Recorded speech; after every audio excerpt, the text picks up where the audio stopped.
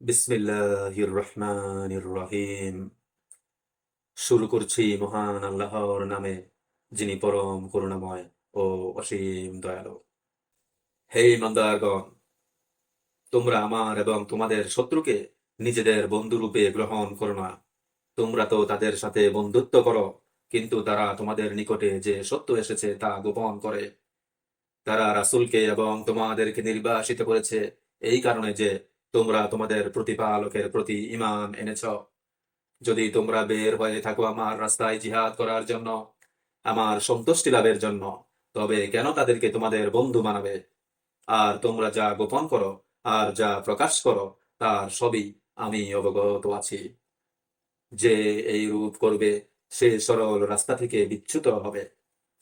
যদি তোমাদের দুর্বল পায়, তবে তারা তোমাদের শত্রুতে পরিণত হবে। তাদের হাত এবং জিহ্বা দিয়ে তোমাদের ক্ষতি সাধন করবে।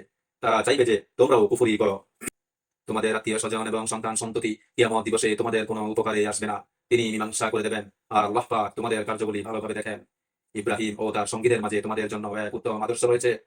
যখন সে তার জাতিকে বলল, আমরা তোমাদের ও আল্লাহ পাক ব্যতীত উপাস্য থেকে মুক্ত, আমরা তোমাদেরকে মানি না, চিরদিন আমাদের এবং তোমাদের মাঝে শত্রুতা থাকবে যতক্ষণ না তোমরা এক মহান আল্লাহকে বিশ্বাস করবে। তবে তার বাবার জন্য ইব্রাহিমের উক্তি ছিল, আপনার জন্য ক্ষমা চাইব, এই ব্যতীত আর কোনো ক্ষমতা আমার নেই। হে আমাদের প্রতিপালক, আপনার উপরই আমরা ভরসা করি, আপনার দিকেই প্রত্যাবর্তন এবং আবাসস্থল।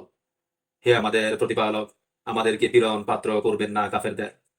হে আমাদের প্রতিপালক, আমাদেরকে ক্ষমা করুন, আপনি পরাক্রান্ত প্রজ্ঞাময়। নিশ্চয়ই তাদের মাঝেই রয়েছে তোমাদের জন্য উত্তম আদর্শ, যে আল্লাহ পাক ও পরকালের আশা করে। আর যে মুখ ফিরিয়ে নেয় সে জেনে রাখুক, মহান আল্লাহই অভাব মুক্ত এবং প্রশংসিত। হয়তো আল্লাহ পাক তোমাদের এবং শত্রুদের মাঝে তোমাদের বন্ধুত্ব কায়েম করে দেবেন। আল্লাহ পাক মহা শক্তিমান, আল্লাহ পাক মহা ক্ষমাশীল, পরম দয়ালু। আল্লাহ পাক সেই সব লোকদের সাথে সদাচরণ ও সুবিচার করতে নিষেধ করেন না, যারা তোমাদের বিরুদ্ধে যুদ্ধ করেনি এবং তোমাদেরকে ঘর থেকে বহিষ্কারও করে দেয়নি। যারা সুবিচারক, আল্লাহ পাক তাদেরকে ভালোবাসেন। আল্লাহ পাক তোমাদেরকে বন্ধুত্ব করতে বারণ করেন কেবল ওইসব লোকদের সঙ্গে যারা তোমাদের সঙ্গে যুদ্ধ করেছে এবং দ্বীন ইসলামের ব্যাপারে তোমাদেরকে ঘর বাড়ি থেকে বহিষ্কার করে দিয়েছে, আর বহিষ্কার করতে কাফেরদেরকে সাহায্য এবং সহযোগিতা করেছে। আর যে এমন লোকদের সাথে বন্ধুত্ব করবে সে প্রকৃত জালিম।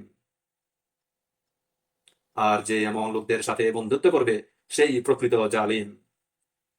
হে মুমিনগণ, যখন তোমাদের নিকটে ইমানদার নারীরা দেশ ছেড়ে আসে তখন পরীক্ষা করো। আল্লাহ পাক তাদের ঈমান সম্পর্কে সম্যক অবগত। যদি তোমরা বুঝো যে তারা মুমিনা, তবে কাফেরদের কাছে তাদেরকে পাঠিয়ে দিও না, এর জন্য বৈধ নয়। তারা যা দিয়েছে তা ফেরত প্রদান করো।